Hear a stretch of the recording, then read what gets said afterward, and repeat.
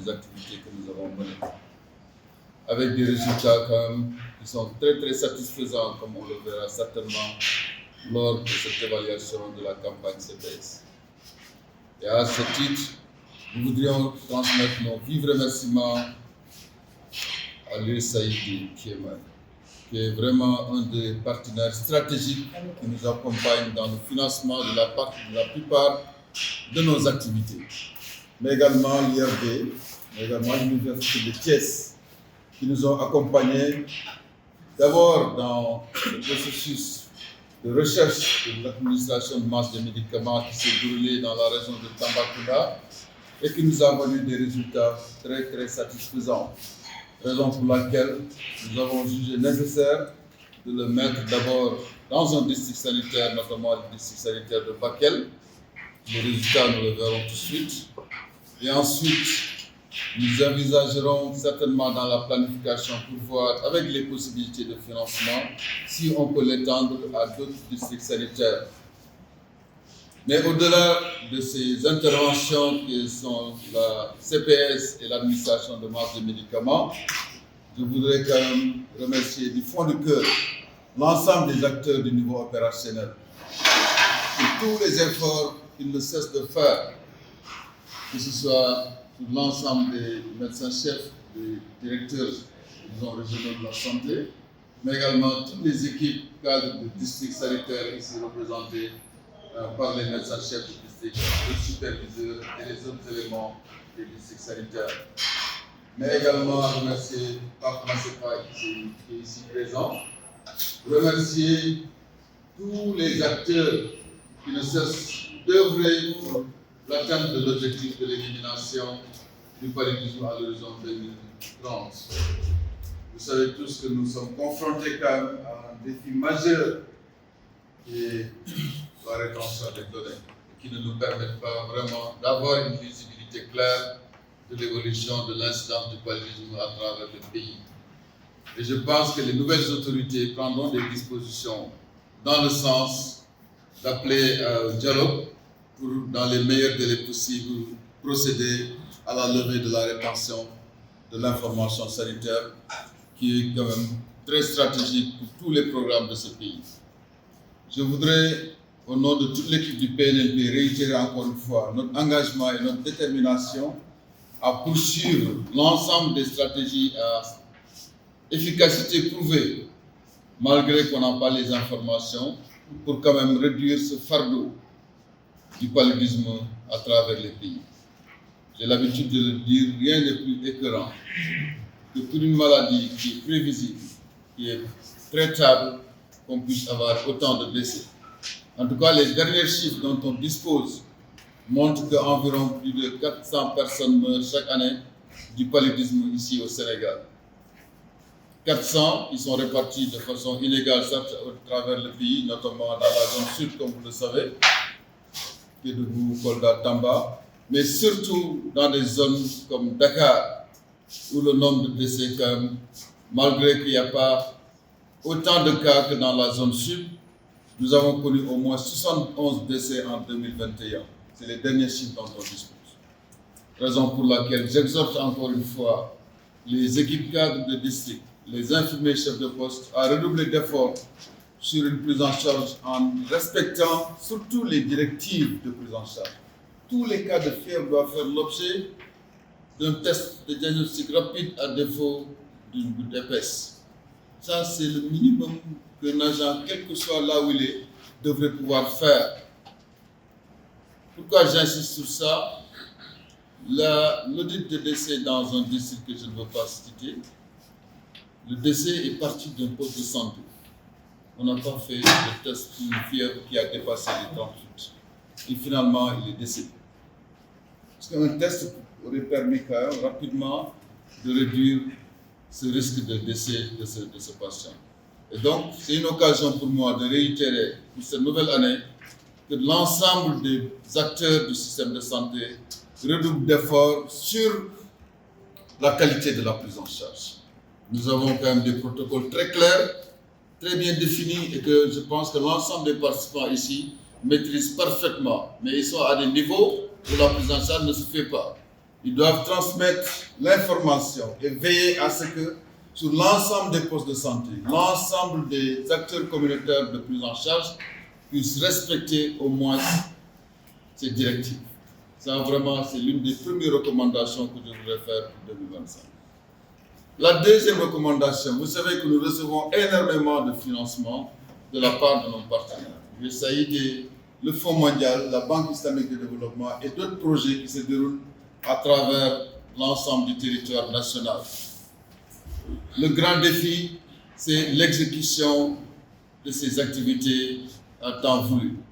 Parce qu'on ne peut pas de santé. L'ensemble des acteurs communautaires de prise en charge puissent respecter au moins ces directives. Ça, vraiment, c'est l'une des premières recommandations que je voudrais faire pour 2025. La deuxième recommandation, vous savez que nous recevons énormément de financement de la part de nos partenaires.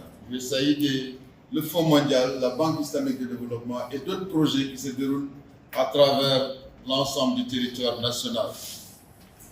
Le grand défi, c'est l'exécution de ces activités à temps voulu. Parce qu'on ne peut pas mobiliser autant de ressources qu'à la fin de l'année, qu'on nous dise qu'on a des économies de 1 milliard, de 2 milliards, etc. Et ça, c'est parce que nous avons énormément d'activités dans le système de santé. Ce qui nécessite, à travers les directions régionales, les districts sanitaires, d'une très bonne planification et aussi rigoureux de nos plans d'action pour les exécuter dans des délais qui permettent quand même d'avoir des très bons taux d'exécution de ces activités. Ça, c'est la deuxième recommandation. Mais après avoir exécuté, moi, depuis 2000, je suis dans le système à partir du district sanitaire de Kédougou. Un défi majeur, c'est les justificatifs et une transmission de l'ensemble des pièces justificatifs. Ça aussi fait partie des plus grands défis que traverse notre système de santé. Les gens, les partenaires ne peuvent pas concevoir qu'on puisse donner des ressources financières. L'activité, non seulement parfois n'est pas exécutée, mais l'argent n'est pas justifié. En tout cas, personnellement, moi, je ne peux pas comprendre. C'est vrai qu'il y a beaucoup de difficultés. Il y a des difficultés liées aux ressources humaines, mais certes, les gens doivent redoubler d'efforts pour que sur ce plan, qu'on ait moins de justificatifs. Vous avez entendu le ministre de la Santé récemment, dans sa déclaration sur des activités, particulièrement pour le programme national de la santé, le programme national de lutte contre le paludisme, des montants s'élevant à plus de 700 millions qui ont été exécutés et qui n'ont pas été justifiés. Pour quelqu'un qui ne comprend pas, va penser que c'est des détournements ou bien une mauvaise gestion. Les 700 millions qui doivent être justifiés le sont par certains programmes qui ont reçu l'argent du PNLP, mais également l'ensemble des directions régionales et les districts sanitaires qui n'ont pas justifié certains montants. L'autre aspect, c'est la qualité des pièces justificatives. Nous avons beaucoup de pression, certes, mais nous devons veiller à une conformité parfaite de nos pièces justificatives. Feuilles de présence doivent correspondre à des feuilles de paiement, les ordres de mission, les rapports techniques et rapports financiers. Et ça, je pense que nous devons faire beaucoup d'efforts supplémentaires pour qu'à partir de l'année 2025, que ce problème quand même soit le plus réduit possible. Parce que nous sommes dans une période où nous avons la raréfaction des ressources financières, des ressources dont on dispose. Veillons au moins à avoir des pièces justificatives de qualité pour quand même ne pas nous subir à nos partenaires. Parce qu'ils font des efforts pour mettre de l'argent, donc faisons l'effort quand même, après avoir exécuté, de pouvoir transmettre. L'autre aspect, c'est les entrants. Le respect toujours des directives. Un paludisme doit être traité avec des ACT. Mais à un moment donné, nous avons senti l'utilisation abusive de l'artisanat injectable par endroit. Et ce qui nous a valu des ruptures par-ci, par-là. Un paludisme, on ne peut pas lui faire une injection d'artisanat. La quantité d'artisanat que nous avons sont calculées en fonction plus ou moins des nombres de cas attendus de paludisme grave. Si vous l'utilisez pour un paludisme simple, mais à la longue, on va finir par avoir non seulement des résistances, mais des ruptures. L'autre aspect, c'est le comportement des populations par rapport à certains intrants. Les moustiquaires imprégnés à longue durée d'action. C'est l'USAID qui nous le donne, c'est le Fonds mondial qui nous le donne, la Banque islamique de développement. Et par endroits, on sent quand même qu'il faudra redoubler d'efforts dans la gestion de ces intrants. Parce qu'ils sont retrouvés un peu partout dans le marché noir, dans des pharmacies, dans des officines. Et donc nous devons veiller, nous tous, chacun là où il est, à veiller à ce que ces intrants soient gérés de façon la plus transparente possible. C'est parce que c'est des biens que d'autres pays, à travers des taxes qui sont subies par les populations, qui sont rassemblés pour nous fournir ces intrants. Si par hasard, ces partenaires les retrouvent dans des marchés, je te donne l'exemple du supermarché exclusif, où c'est l'USAID lui-même qui l'a trouvé dans les rayons de ce lieu. Donc j'en appelle à la vigilance de tous, parce que c'est vous qui êtes au niveau opérationnel, veillez par des alertes à ce que ces moustiquaires imprégnés d'insecticides, que ce soit les tests de diagnostic rapide, que ce soit les médicaments, ne se retrouvent pas là où ils ne doivent pas se retrouver. On nous parle de rupture par-ci, par-là.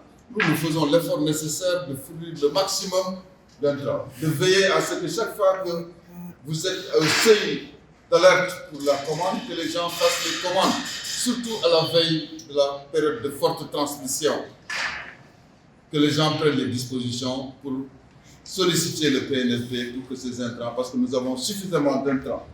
Donc il est inadmissible, vous avez vu à travers les réseaux sociaux, dans la région que quelqu'un, je ne veux pas citer, un soi-disant influenceur qui dit que voilà, les hôpitaux sont pleins, il n'y a pas de médicaments, etc. Et qui est allé jusqu'au niveau de la présidence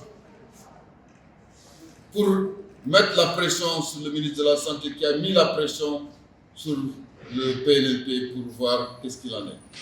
Nous, on essaie de faire de notre mieux pour que les intrants soient mis à la disposition. Tout n'est pas parfait. Nous restons ouverts à toutes les recommandations, toutes les critiques pour améliorer davantage la gestion du programme de lutte contre le paludisme. Je pense que les 3 jours ou 4 jours que nous allons faire ici nous permettront de faire la revue de cette stratégie majeure qui est une fierté pour le Sénégal, parce que la chimioprévention du paludisme saisonnier est une stratégie qui a été initiée ici au Sénégal grâce aux chercheurs. Occasion de les remercier, parce que tout ce qui s'est fait dans les stratégies du palu nous viennent des universitaires, à travers les projets de recherche qu'ils mènent et les résultats satisfaisants qui ont valu à l'Organisation mondiale de la santé de l'adopter. Actuellement, il y a plus de 14 pays qui utilisent cette stratégie. Nous sommes à la veille de l'évaluation de ces AMM, qui est une nouvelle stratégie.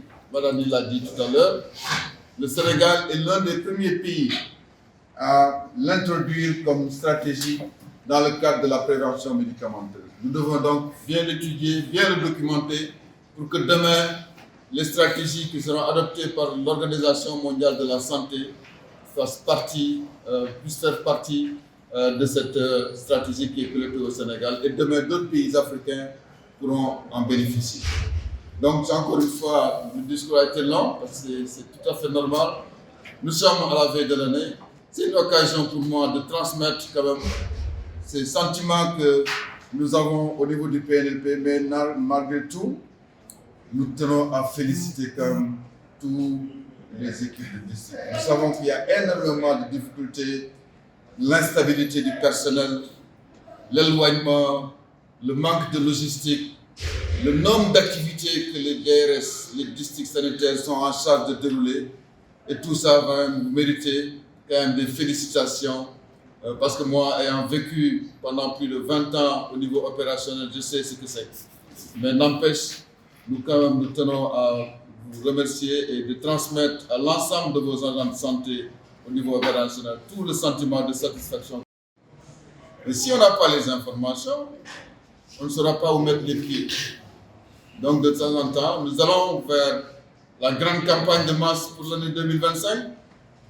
Là aussi, on vous exhortera vraiment à participer davantage, surtout dans la zone où se déroule la CPS. Je pense qu'ils sont tous bénéficiaires de cette nouvelle campagne de distribution de masques, sauf les régions de Diourbel et de Kaolack. Nous sommes également sur les 30 ans du programme national paludisme. Occasion de rendre hommage à tous les prédécesseurs, tous les coordonnateurs qui étaient là et toutes les équipes qui se sont plus ou moins dispersées dans la périphérie du PLP parce qu'ils sont actuellement soit à l'USAID, soit à d'autres organisations. Mais ils ont contribué fortement à tous ces résultats que le Sénégal a eu à avoir pendant ces 30 ans. Donc merci à tous. Et je déclare au nom du ministre de la Santé, au nom de mon directeur de la lutte contre la maladie, cet atelier d'évaluation de la CPS et de l'AMM et souhaite un plein succès à nos travaux. Merci.